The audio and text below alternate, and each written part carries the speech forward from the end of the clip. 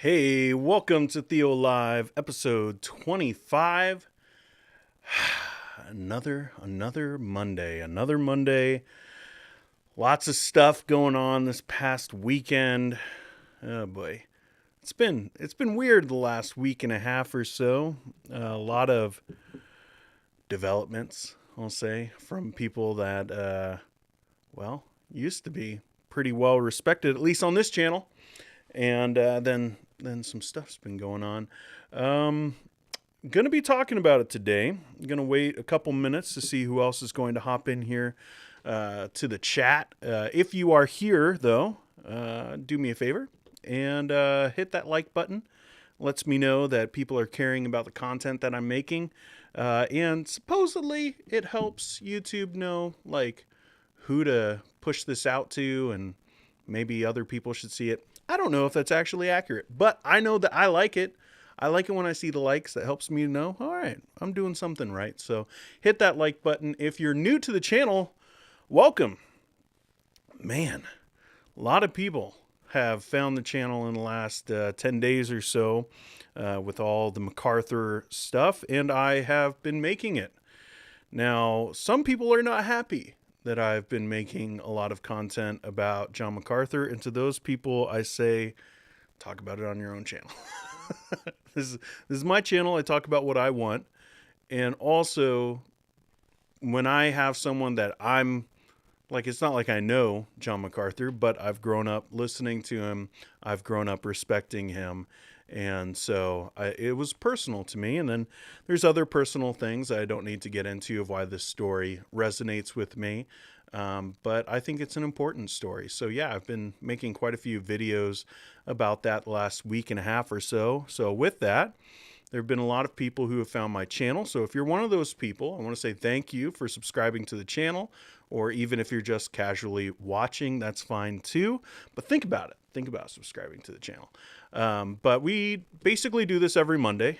I pick a topic, or maybe a few topics, depending on what's going on, and then I talk about it. Today we're going to be talking about celebrity pastors, because I do feel like the last 10 days we've been really finding out that celebrity pastoring and like the idea of pastors being so big in their churches that they don't have as much interaction with the congregation that we would normally see in a typical church, that maybe that's a problem, not just for like the Brian Houstons of the world and Stephen Furticks and guys like that, but also maybe even for some in the conservative camp. Now, also, with so many people coming to my channel the last week and a half or so, I feel like it's important to say that I am conservative. I'm a Baptist. I'm a Reformed Baptist. So that's the kind of perspective that I'm going to come to. So like if you don't like that, you might not necessarily like my channel. I'm just letting you know. I like to be upfront. I like to be honest. And sometimes I'm a little too honest, but I'm just saying, like, that's my perspective. So I'm still very conservative. And I think that is also part of the problem of the last 10 days or so. I've seen this around the internet quite a bit, of just so many conservatives and so many people who would be in my camp, kind of Reformed Baptist, Calvinistic, like that kind of deal, that they just have been silent on this issue, which leads a lot of people to say, oh, okay, it's only people who would be a little bit more left on some things, not to call them full-on liberals or anything, but that they wouldn't go into that camp of like MacArthur and Steve Lawson and like the Shepherds guys. They would be really far away from that. And it leads those kinds of people to say, like, are we alone in viewing this thing as a serious problem? So I want you to know that I look at things through my own lens of, yes, I'm a Reformed Baptist, but I look at the lens through Scripture and try to, judge accordingly. And sometimes that means I'm going to side with someone who is conservative, and sometimes that means I'm not going to. So I'd like to think that I'm an independent thinker is what I'm really trying to say. But also I'm just letting you know up front that that's the perspective that I come at this with. Also, I wanted to kind of give a little bit of like ground rules for my channel because, like I said, the last 10 days, a lot of new faces around here. And I want to be clear about a few things that I expect from interactions with my audience, which also means like here in the chat, of course, but also in the comments. There's just a few things that you need to know if you're going to be commenting and liking stuff. And I really appreciate that, by the way. So hop in the chat if you haven't already. I know sometimes it's a little weird. Maybe you just watch videos and you're like, I don't want to hop in the chat. Like, I promise that when I look at things, I'm going to try to be as gracious as possible and read it in its best light. And I don't like to pick on people. So if you're thinking about that and you're just like a little nervous about hopping into the chat and letting your voice be known, think about hopping in. It's a conversation today. We're going to have a dialogue, I hope. But that also being said, I do have some ground rules. No cussing. No cussing on my channel. You can cuss in your real life, and there's a whole debate on that we can have. But when you're here on the channel, if I see cussing, I will delete that comment right away. Some other things would be just being kind. Be kind and gracious to each other as you interact. And I ask that you be kind and gracious with me. Be patient with me. Sometimes I have tech problems, which I'm hoping I'm not having today. Okay, I was having like some glitching problem and I had to update Ecamm, so I'm hoping that that doesn't become a thing. But be patient, be kind to one another. No links, that's a big one. I see a lot of people dropping links and comments and saying, check out this teacher and check out this teacher and see what they say over here. On my channel, I don't allow links in the comments. You can talk about someone and talk about their video, but let that person look it up. I don't like links because, a lot of them are going to be fine and good, maybe links to other YouTube channels and videos. But then, like, if I let it slide, I've just seen it go wrong so many times where it's like, oh, that looks like a fine link. And then you click on the link and it's like, whoa, what was that? So just as a principle on my channel, no links. So if you want to share something with me, you could reach out to me on Twitter or on Instagram. On Twitter at Dean Lentini and on Instagram at Grumpy Baptist. I put that in the description of the video every time. So those would be the best ways to get a hold of me. I don't really give out my email or anything like that. So I'm just trying to let you guys know, for people who are new to the channel, that's the way I interact, and that's the way I would like for us all to interact with one another. And so every Monday I do one of these episodes. I call it TheoLIve, so Theology Live, and we've done 25 of these things. I had a little bit of a break in December when my mom passed away, but other than that, we've been pretty consistent. And then what I do on my channel is usually Thursday, sometimes Wednesday, sometimes Friday, depending on what's going on in the week. I'll drop another video, and that'll just be a standalone video. And then on Saturdays, for the last 3 Saturdays, I'm going to continue this series because I like it. But that will be best books. So this last Saturday, I dropped my best books on church culture because I feel like, with everything going on right now, it's important for us to rethink how we view the culture within our local church. What should it look like, and what should the paradigms be as far as authority and influence and power and all of that. So I recommended 5 books that I thought were really helpful in trying to shape that church culture. And that's not just for pastors. That's something we all need to be a part of. We're all a part of shaping the culture that we're in. And so if you're interested in that, you can watch that. And next Saturday, I'll be dropping another one. All right. So let's say hi to people who are here. We got Chester Diaz hopping in and saying, not at all pastors are pastors, but they are celebrities. MacArthur, Furtick, and more are false prophets. When I watched John MacArthur shaming Eileen Gray, that was not an amazing grace. Well, I appreciate you hopping in and letting me know your opinion on it. I would agree definitely with that last part, that shaming. You could watch all the videos I made last week about that. I would agree with you. Chester, thanks for hopping in. Corey, yo, so glad to be here on a live chat. I appreciate it, man. And Chester letting me know he's watching from Toronto. Hey, Canada in the house. Oh, yeah. Yeah. I'm sure that you got one of these hats, Chester. I'm here in Canada. That's basically what that means. John Hayes hopping in. Everybody needs to Rick roll Theo. Thanks, man. Really appreciate that, John. It's a thing. It's a joke around my channel. Not one that I'm particularly fond of, John. It was started by my wife. She says that TheoLIVE makes it sound like my name is Theo, and it's not. So it's Theology. It's not that complicated, John. All right. Let's hop into this. Oh, John responding back. Oh, no. Haven't been able to be here lately to blow up your live stream. So he's making up for lost time. I appreciate that, John. So today we are going to be talking about pastors and celebrity pastors. And I want to know your thoughts on this whole paradigm of celebrity pastor. And like, it's a polarizing thing, right? Like a lot of things in our culture now. So I want to know what you think. Like, is the idea of a celebrity pastor, is that okay or not? And today specifically, what I'm going to be talking about is, does that idea of like celebrity culture attached to an elder at a local church, does that still mean that they're actual pastors?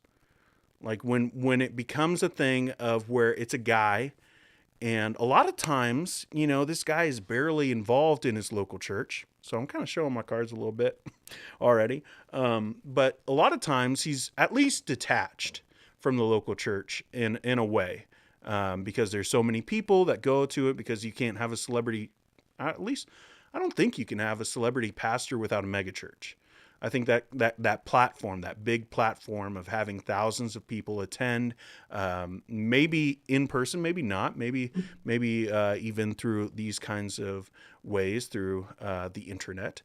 But does that change it from, you know, what we see in like 1 Timothy 3? We're going to take a really good long look at that today and ask whether these people are pastors or not. Or maybe they're just celebrities. And the reason why I'm talking about this is, of course, you know, it's one thing. This is kind of new for me, to be honest. I haven't had very many people that I currently respect and admire and have been benefited from. I haven't had many of those guys fall or like get put out in the news as like something really negative happen, and it's caused me to like really rethink how much respect I have for that person. Which, you know, I'm just a guy in Saskatchewan, Canada, so it's not like my respect is something that needs to be had from everyone. But I've never really had that with someone that I'm currently like respecting and admiring until this last week. And if you've been around my channel, you know that I've made these videos about John MacArthur, and I've talked quite a bit about how much I respect him, and growing up from listening to him. I mean, I've got a lot of his books are just out of shot right here. And like, I've got his commentaries over there. I've got a huge box of John MacArthur books in storage just back over there. So like, I really respect and admire the guy. Now there have been some things the last couple of years that I've had disagreements with, but for me, I can disagree with someone and still respect them and still get a lot out of them. Like even this past Saturday, I talked about a church called Tove, that book, and recommending it and saying there's some things I might disagree with how Scott McKnight and Laura Barringer, how they get to a certain conclusion. But I really respect the work that they put out, and I think it's a very helpful book. So I can disagree with someone and still respect them and admire them. And that's usually been the case. You know, I haven't had, you know, I'm not a Furtick fan. Maybe you are. Or at the time when things went really south, I'm watching your live stream but can't log in. Oh, okay.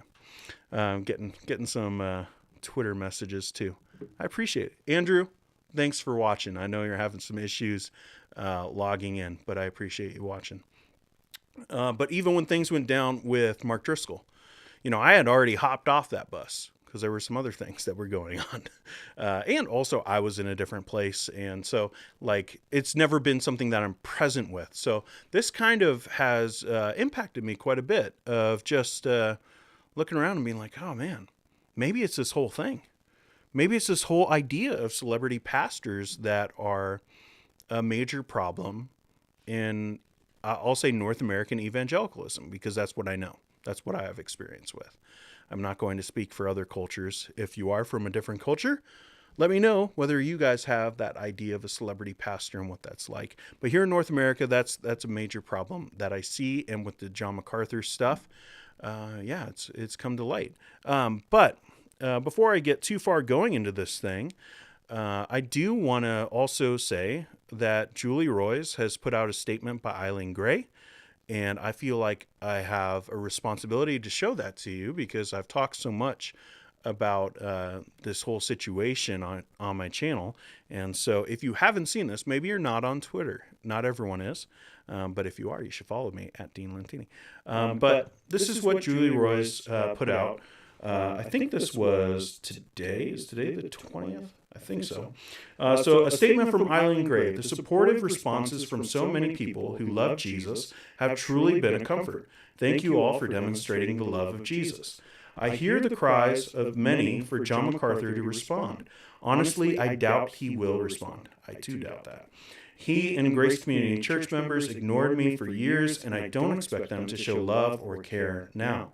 My stepping forward was not to get them to respond. To them, I am as good as dead, just as they would want it. So obviously there's a lot of hurt there.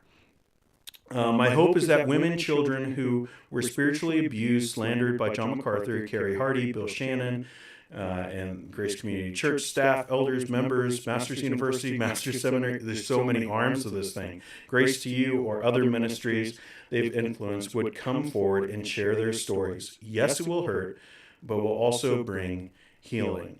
So that's coming directly from Eileen Gray through Julie Roys.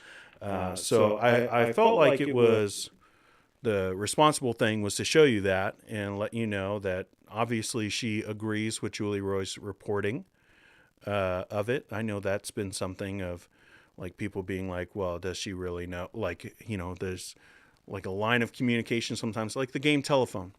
Sometimes you miss some things from communication from one person to the other. I've seen that argument go around in regards to the situation, and obviously that's not true. That's coming from Eileen Gray. So I'm sure that she is thankful. She says so. Supportive responses who love Jesus have truly been a comfort. So I would encourage you to go and like that on Twitter. But I just felt like I wanted to show you that. Let's keep on saying hi to some people. Paul the Baptist. Many men are doing ministry management rather than pastoral ministry. Greetings from Venice Beach, California. Man, Venice Beach. Christopher Santana. Happy to be here. Do you touch on videos like the unpardonable sin or eternal security? I haven't. I haven't yet, but those are the kind of topics that I would discuss, so stay tuned. I might be talking about those things. Sue Chappell, hi y'all. I'm new to these videos. I appreciate you hopping in. So thanks for all the people. Like I do want to say that even for myself. Thank you for all the people who've subscribed to the channel lately and all the newcomers. You are welcome here. But let's get into the meat of this thing. All right. Let's talk about this idea of pastors. Now, what is a pastor? That's something that we have to discuss before we can come to a conclusion and say whether these celebrity pastors are actual pastors or not. And really what I'm saying by that is not to be like, oh, they're not real. But my point is to say, is this biblical? Is this idea of someone having so much clout, so much authority, so much influence, I guess that's the word that I probably should use the most, having that much influence, even though they're a local church pastor, at least they're on staff as one, is that a biblical thing or not? So that's really where I want us to take this conversation. We'll talk about this for a while. But before we get into that idea, debating back and forth, we have to ask ourselves what a pastor is. Now, we want to go to the Word of God, right? So we're going to go over here to 1 Peter chapter 5 and look at just a couple verses here. Peter writes, I exhort the elders among you as a fellow elder and witness to the sufferings of Christ, as well as one who shares in the glory about to be revealed. Shepherd God's flock among you, not overseeing, not out of compulsion, but willingly, as God would have you, not out of greed for money, but eagerly, not lording it over those entrusted to you, but being examples to the flock. And when the chief shepherd appears, you will receive the unfading crown of glory. In the same way, you who are younger, be subject to the elders. All of you clothe yourselves with humility toward one another, because God resists the proud, but gives grace to the humble. All right, so this gives us three different words. I want us to really notice that right off the bat, because some people get lost in this idea of pastors, because the Bible uses different words, and sometimes they would say those would be different roles within the local church. Now, I've said it before, my 1689 is way over there, so I'm not going to bring it out. And if that scares you, I'm sorry. I would like to think that I'm a kind 1689er. But I would bust that out and show you what it says about pastors. But other denominations, different denominations within the Christian faith, might differentiate these roles and say, all right, well, there's a pastor, then there's an elder, and then there's an overseer, or some mixture of that. They would separate it into more than just one. I think it's very clear here in 1 Peter 5 that this is talking about the same role. I exhort the elders among you as a fellow elder, that shepherd God's flock among you, not overseeing. These are all the three words that the Bible uses to talk about this role of someone who is preaching and teaching and exercising authority over the congregation. The three words that the Bible uses to talk about this are right here synonymous. That this is one role. So a pastor, that main word is shepherd. In the Greek, that's what it means. It means to shepherd. It means to take care of. So when we're talking about pastors, like, yes, they are elders. They should be experienced. And we know that's definitely not talking about age, because Titus is so young, and he talks about him being an elder.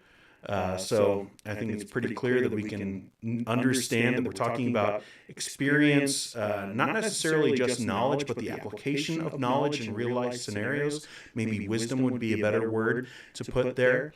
But we're talking about those individuals. So they are not necessarily older, but they're experienced.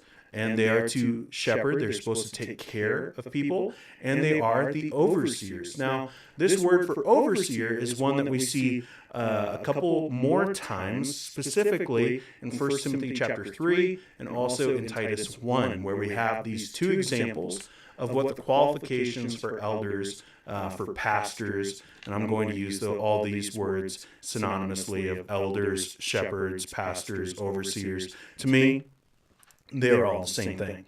But we're going to see this list in 1 Timothy 3 and Titus 1, and they're very similar. There's a few differences in word choice. There's a reverb. Oh, look at that. Oh, I had my MacBook Air. Thanks, John. Oh, man, what a lifesaver. I appreciate that, man. Where were the rest of you? No, I'm just kidding. Apparently I had my MacBook Air still going, so I hope that wasn't too bad and that you guys were able to understand. Yeah, welcome to my channel, you know. This is what I do. I'd like to think that I'm good with tech stuff, but sometimes, you know, live streaming is complicated. Let me know. It's all off now. But you can still hear me. Right? Guys, are you there? I need to know. I'm pretty sure everything should be sounding good now. But I'm going to mute everything else except for gotta have each other's back. I appreciate that, John.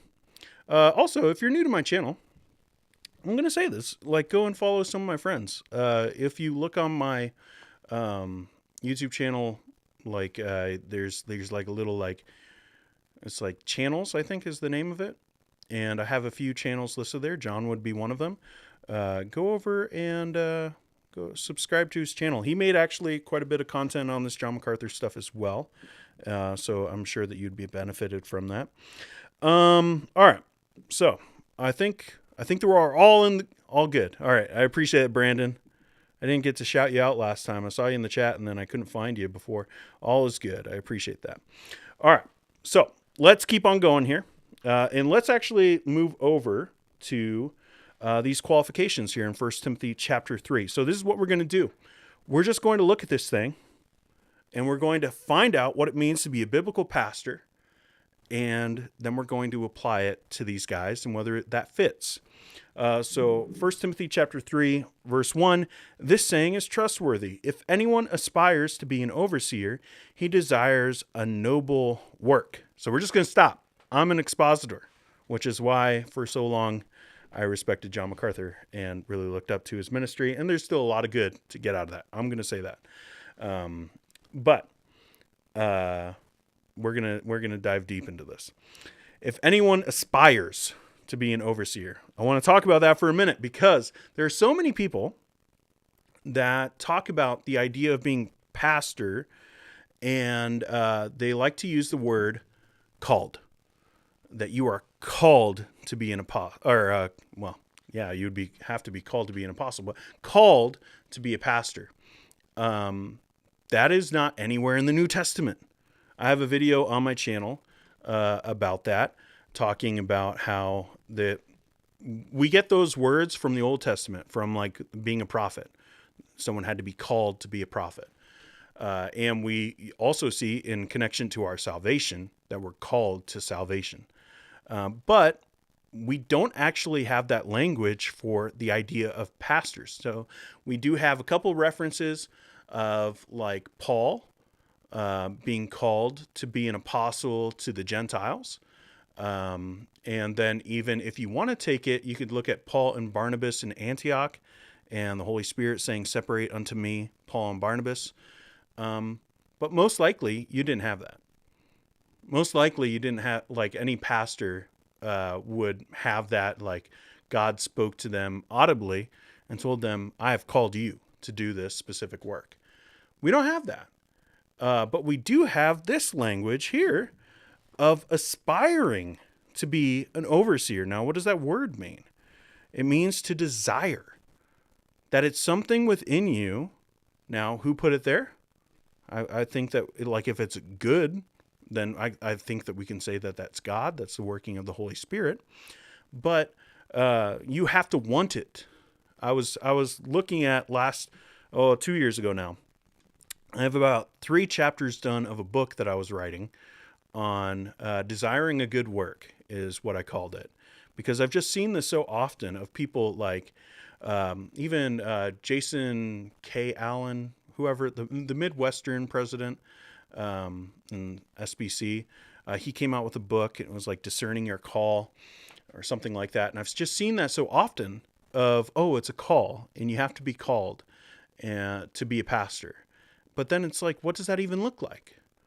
Like I didn't have these experiences of, hearing God in the middle of the night, like Samuel, calling and saying, you need to go and speak for me. Like pastors don't have that. So what does it mean to be called? Now, there are some people who have different ideas. Like I recommended this when I was talking about preaching, best books on preaching. This is from Martin Lloyd-Jones, Preaching and Preachers. But he's talking about this idea of a call. And he says, it has often happened that young men with certain gifts who listen to a great preacher are captivated by him and what he is doing. They are captivated by his personality or his eloquence. They are moved by him, and unconsciously they begin to feel a desire to be like him and to do what he is doing. Now that may be right, or it may be quite wrong. They may only be fascinated by the glamour of preaching and attracted by the ideas of addressing audiences and influencing them. Now, while I still disagree with Martin Lloyd-Jones, which is something I rarely say, but I disagree with his idea of calling, I can't argue with that there has to be something more than just like attraction. And I think this word aspire, this word, maybe your Bible translates it as desire. I think it's deeper than just attraction to something. This isn't just like a fancy, like you just have like kind of like this daydream. Like while I was in pastoral ministry, I was going through a lot of hard stuff, actually somewhat related to this whole topic of John MacArthur and Eileen Gray. Yes, I've been that guy who has emergency meetings, when bad news comes out, what are we going to do about it? All that kind of stuff. But I remember during that time, like having like this daydream of looking out my office and seeing the mailman and just being like, man, wouldn't that be nice just to be a mailman, just to go and deliver the news or deliver these letters and, deliver packages and people be happy to see you. Who's not happy to see the mailman, right? Like everyone's happy to see that guy. You don't know what's going to be in the mail, probably bills, but maybe sometimes it's, an Amazon package or something and it's fun. But I just had this daydream. Now I tried it for a little bit, went to North Carolina and worked as a mailman, and it's the worst job I've ever had. Oh, it was horrible. And so that moment of thinking like this could be a good thing, of thinking like, oh, I could want that, didn't last very long. And so I would say that would be like an attraction to something, just of kind of like, oh, this would be kind of fun to do this. Maybe a lot of people, I would say, a lot of people probably look at the idea of a pastor and they make the jokes of like, oh, wouldn't it be fun to just work one day a week? Like that kind of stuff. And they think of it as, oh, a pastor is just someone who goes and talks in front of people. And I think that's a part of the like big problem here. So I would agree with Martin Lloyd-Jones that there are probably lots of young men who have looked at what a pastor does and they have a certain attraction for that. They want to be in front of people. They want to be looking out and seeing people respond to what they're saying. And a lot of people probably are in ministry because of that.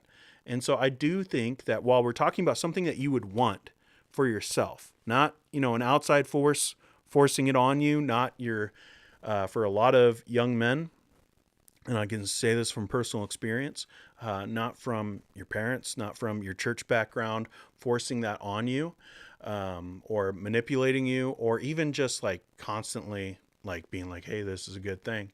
Not for those reasons, but for you actually wanting to do it for yourself. I want to be a pastor, but that want has to be deeper than just like, I'm attracted to this idea of that. And I would also say, what Martin Lloyd-Jones said there is true, because right here, he desires a noble work. Like he has to aspire to be like the whole thing of what it means to be a pastor, an overseer, someone who is overseeing the congregation, who is exercising the spiritual authority that I would say is found when they communicate God's word to the people, not in like their position. But when they do that, then it's a good thing. When they aspire the whole office, not just like the fun stuff of being on stage on Sunday, which to me, like that was never my jam. Like I had to. But I'm more of like, I want to be in my office studying. That's the fun part. Then going up on stage, someone else could do that part. I know. It's the whole thing. You got to do the whole thing. Verse 2. An overseer, therefore, must be above reproach. So in other words, nobody's got dirt on them. Nobody's got stuff that they've hidden, that they just know about and, like, oh, but did you know he has this vice, this thing, this sinful issue in his life? None of that. He has to be above reproach. And so I would say that this is some of like the makings of that, like what it means to be above reproach. Here's what that looks like. The husband of one wife. It doesn't mean you have to be married, but it does mean that you have to be faithful, that you are a one woman man. That's the idea there. Self-controlled. So these guys who have tempers, and we'll talk about it a little bit more here in a sec, because there's another qualification that directly relates to this. But look at how they use their social media. Like, are they always just yelling? Is it all caps all the time? Self-controlled, sensible, that they're reasonable, that you can actually have a conversation with them, and they're not going to jump off the deep end right off the bat and say you're a terrible person. That happens way too often. Respectable, so that people look at him and say, like, this is someone that I respect. Hospitable. Now, this is one that I want to camp on for a couple minutes, because I just find it very interesting and somewhat alarming. So many of these, like when we talk about celebrity pastors, you ask, like, how much interaction do they have with their congregation? And a lot of times, like, you find out that they just don't. Like, sometimes they just, like, don't, period. Like, they don't interact with their congregation. Now, I will say, like, as your congregation gets bigger, like, it becomes more and more of a problem. Maybe some of you guys watching this, if you're a pastor, you're at a bigger church. Maybe you got 400 to 500. You know, the typical church in the United States is about 100 people. Up here in Canada, it's even smaller than that. I would say it's probably closer to 50. But, you know, maybe you're at a bigger church and you go, like, I can't have everyone over to my house, you know, like, all the time. Like, it's hard for me to even work in, like, maybe like half of the families over 1 year. Like, that's one thing. But to cut it off and say, like, all right, well, this person can't interact. Like, there's like these green rooms for a lot of these guys, like Stephen Furtick and, you know, Mark Driscoll and some of like these bigger names. Like, they're just off. Like, before the congregation or before worship, they're just off somewhere and no one knows where they're at and no one's interacting, like, with those specific leaders. They have volunteers instead. That's just not right. We're supposed to be hospitable. Now, I did find it interesting, you know, because I do have John MacArthur's commentaries. I thought, well, let's see what he has to say about some of these things. And I just found it very interesting how he writes about this idea of being hospitable. Because, I mean, if you've ever watched anything from John MacArthur's church, like specifically like Shepherd's Conference, that's the most of the time when I've tuned in and like watch, not just like listen to on a podcast or something. You can't talk with them. Like, even Shepherd's Conference, they have like these red, like, it's like a movie theater. Like, when you're going in with your ticket and you have to show proof of your ticket, and then you get to go in, they have like those ropes. Like, they have ropes where you cannot go over and interact with the speakers, and they have special entrances for the speakers and like all this kind of stuff. Is that hospitable? Well, what does it mean to be hospitable? Here's what John MacArthur says. Fifth, church leaders must be hospitable. That word translates to a compound word from the Greek words for to love and strangers. The word thus literally means to love strangers. That's a huge error. I will say, like, it's surprising to me for someone who, you know, started a seminary. That's not how Greek words work, of like compound words. And so that's what it means, is like this and this. It might sound good, but it's not how Greek words work. But to love strangers, it is a frequently commanded Christian virtue. Romans 12:13, Hebrews 13:2, 1 Peter 4:9. It does not refer to entertaining friends. This is what he puts, but showing hospitality to strangers. And then he has a couple verses where he points to and says, this is why it is that way. The problem with that is that those verses that he talked about, Romans 12:13, Hebrews 13:2, 1 Peter 4:9, like if you read those, it's not about entertaining strangers. And I just found that to be very interesting. Let's see. I think I have, yeah.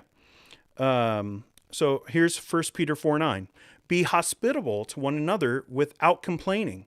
This is Peter talking to believers and saying, hey, be hospitable to each other.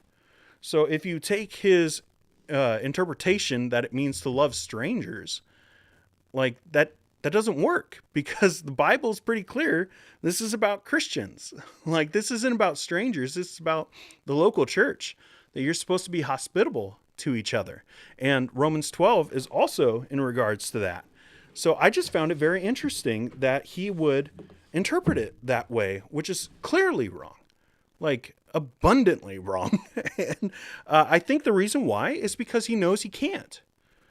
And maybe this is how he gets around that fact, but I'm showing my cards. I don't think that a celebrity pastor, and you know, there's different levels to this thing. I don't want to just say as a blanket statement for all of them, because I'm sure that there are. Like, I saw somewhere on Twitter, someone was talking about J.D. Greear being one of these guys in relation to like celebrity pastors and the John MacArthur stuff, and that they're out of touch, they like detached from the congregation. Someone was saying, well, J.D. Greear has done all these things with me.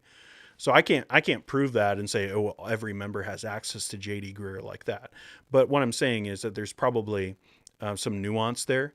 Like, even I can say for John Piper, at his conferences, I've been to them and I've met him and talked to him. And there wasn't some like security guard.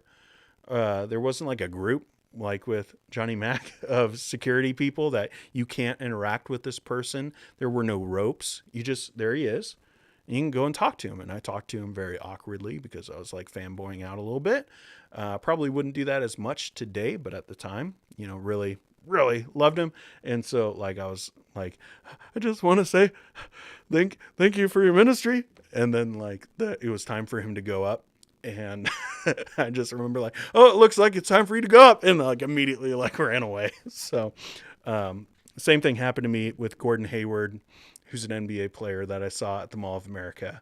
And I did take a picture with him, but I was like fanboying out. And so it's like that kind of thing. So I'm saying there are levels. That's the main point. There are levels to this thing.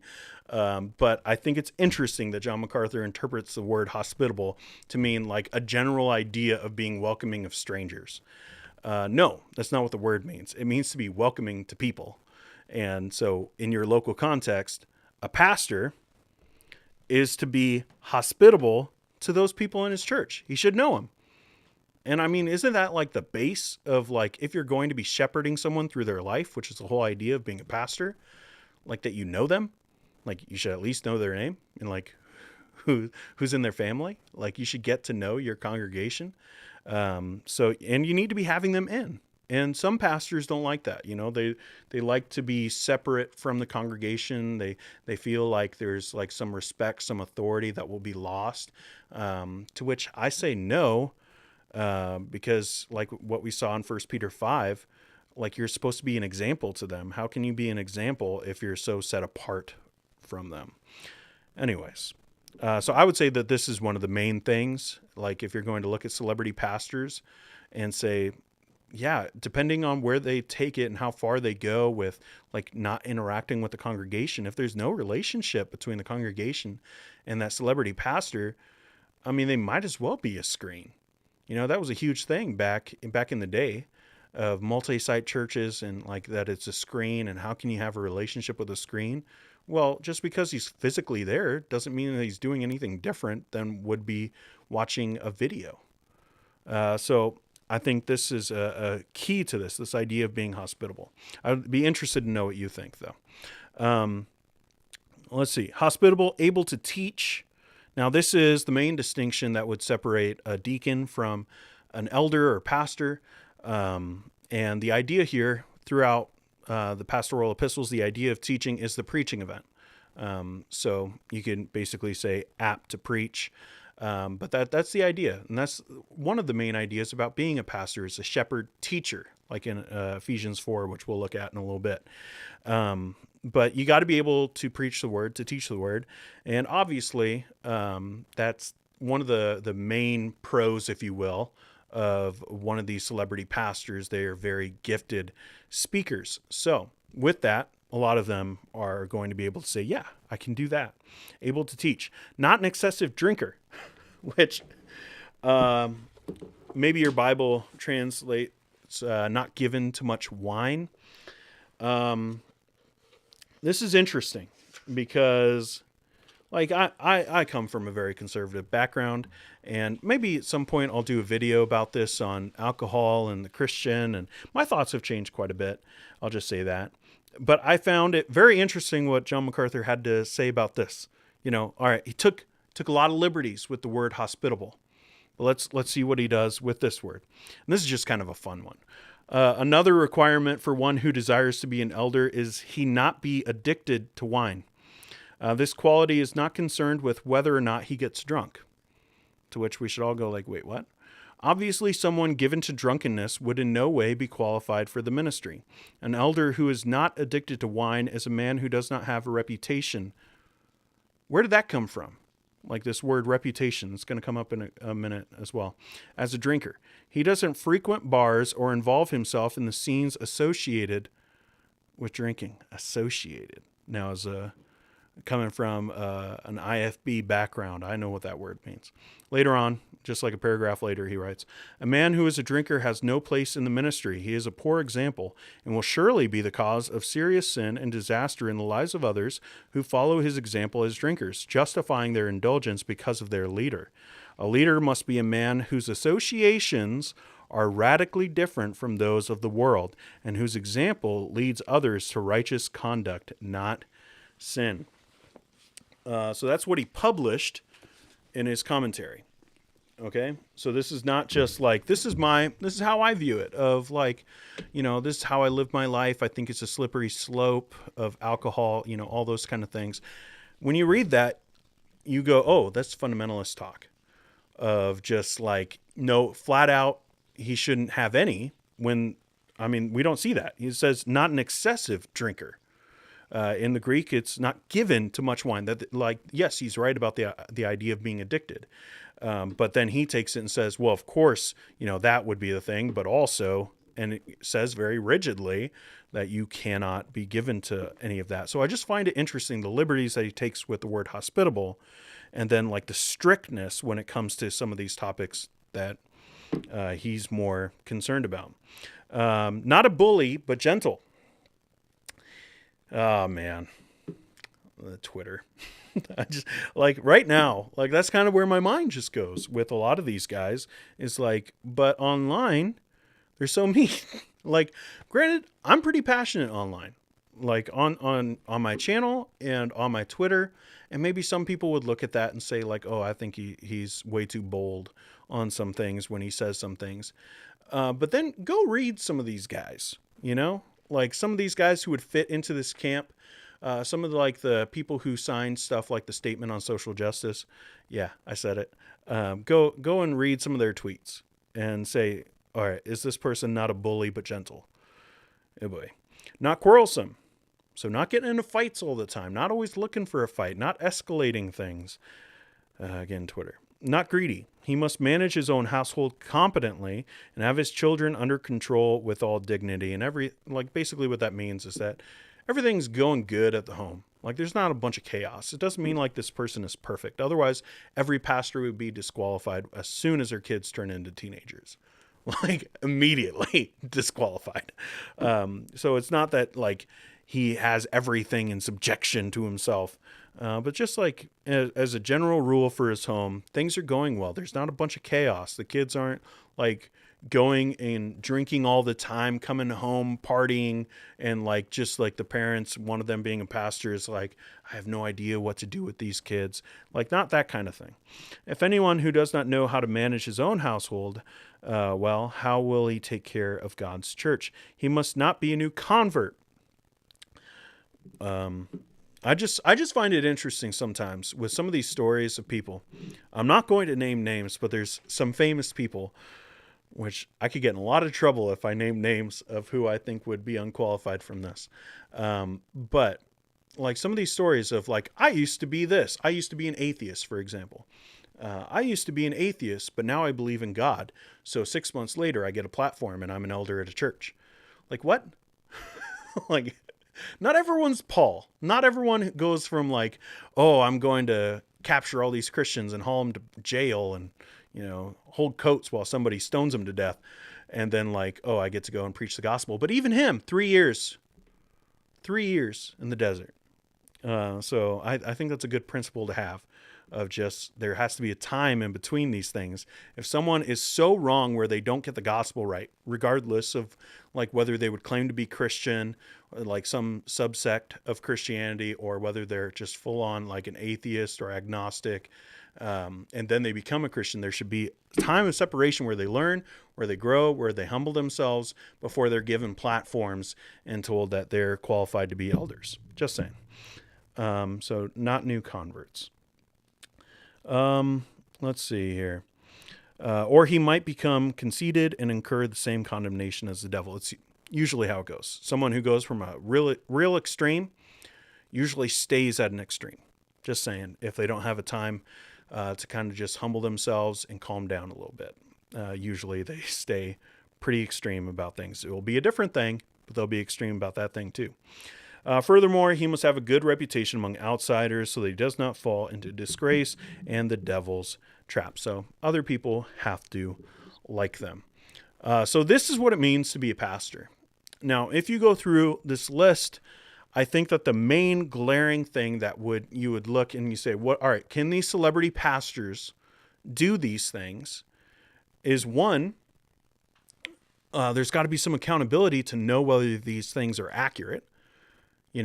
Like a lot of these people, like I said, are detached from their congregations, so they don't have a lot of people in their lives who are going to say, oh yeah, like they have a problem with this, or they have, this sin problem and all of that. And like they built themselves into such a castle that no one gets in.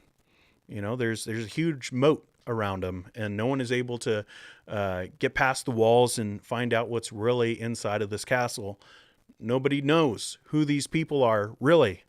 At least sometimes that would be true. So I'd say accountability is a huge part of this, to be able to even understand whether these qualifications would be accurate for one of these individuals.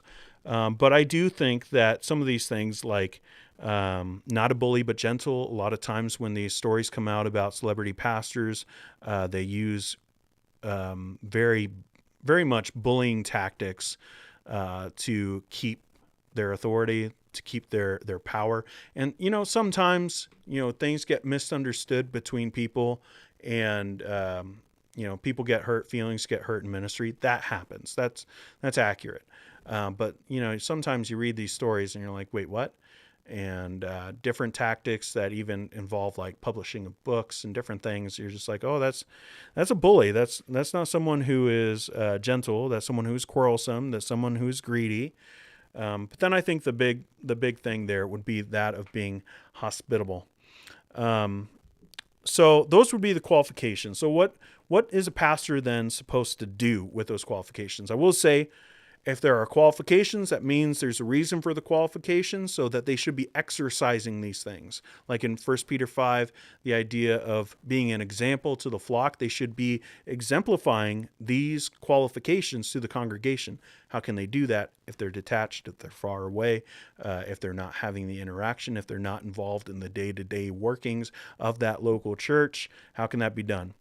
Let's look here out at this one.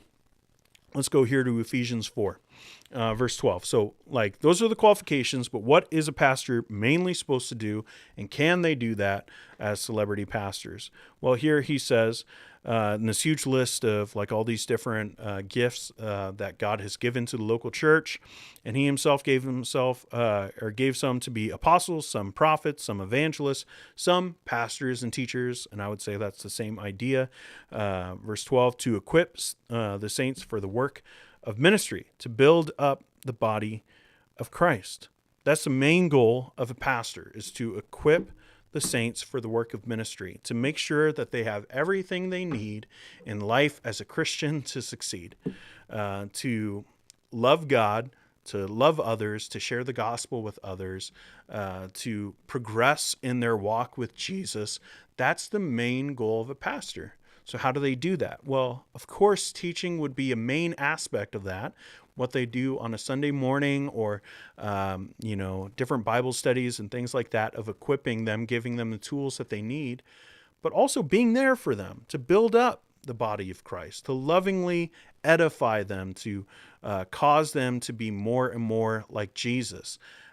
So this is what a pastor is supposed to do in the life of the local church for its members. And now you got to ask that question. Can a celebrity pastor do these things? Can they equip the saints for the work of ministry? Well, yes, through their teaching. But what about the inner workings? What about when somebody has a question? Well, you can't get a hold of that pastor. You can't go and talk to that pastor. They're too busy. You can talk to the assistant of their assistant, and maybe you'll get through, like that kind of stuff. To build up the body of Christ, they can't do that. Not from the platform. So for me, I look at celebrity pastors, and, I used to just look at them as like the Stephen Furticks and the people with questionable theology, at least from my point of view. Those kind of guys, or like the ones who are very obviously trying to build more and more campuses and have as many people as possible, and everything is like about numbers. Like some of those guys are out there, and like those are the ones that I looked at as celebrity pastors. But now, with things going on with John MacArthur's church, I think it's very clear that one of the main problems in that specific scenario is how there's a pastor there who didn't even talk with Eileen. Not once. Didn't even talk with her. But, trusted the whatever the levels of pastors that they have. There's, like I noticed too, like he's their pastor teacher. And then there's a bunch of staff pastors, and they're just titled staff pastors. I found that interesting. But, like there's like this, what's the word I'm looking for when delegating? Obviously he delegated some of the inner workings of counseling to Hardy and Shannon, and obviously that backfired. I think that's pretty clear. But shouldn't he have gotten involved when all of this was going like wrong, and like there was talk about getting the authorities involved and things like that? Like, how involved was he in that life of the local church? Now, I know that there are probably lots of people who are like, well, he was at my mom's funeral, or maybe he did my mom's funeral, like stuff like that. I'm sure that there are people, but I'm saying when the regular congregant can't get a hold of that pastor, has no way to like really be able to access them, I don't think that you can say that that person is pastoring people. Like maybe they're pastoring the staff. Like I would say that, like maybe they view it as like the pastor, the senior pastor, the teaching pastor, whatever you want to call that. But they are delegating to the under shepherds, if you will, the staff pastors, and that they're kind of pastoring that group. And then those people pastor their own groups. But that's not what the Bible says a pastor is. Like we looked at it. We looked at the qualifications. I don't think that you can say that someone who would do that and not interact with those specific individuals, I don't think that you can rightly call them a biblical pastor if they're not interacting with the congregation. Look at Jesus. Like no one was busier than Jesus, okay? And Jesus had moments where yes, you could look at it and say, okay, he had his disciples and they went out and did ministry. But look at all the personal interactions of Jesus. He wasn't too busy for the woman at the well. He wasn't too busy for the centurion's child. He wasn't too busy for example after example after example. Look at the Gospels. That's what it should look like. Like, I get it that you can't be interacting with everyone all the time when you have some of these bigger churches. But you should be able to be accessible. Maybe there's a waiting line, but you should be able to be accessible. Spurgeon was accessible. He had people coming into his office every Monday. There's a huge line out the door. Spurgeon was maybe the most popular person in London at that time. And he was still accessible to his congregation. So I think that we need to be really thinking through this thing. And maybe that also means that we shouldn't have as big of churches as we do. Church planting. Maybe not just a necessity of getting the gospel out, but also a necessity of being held accountable by the congregation.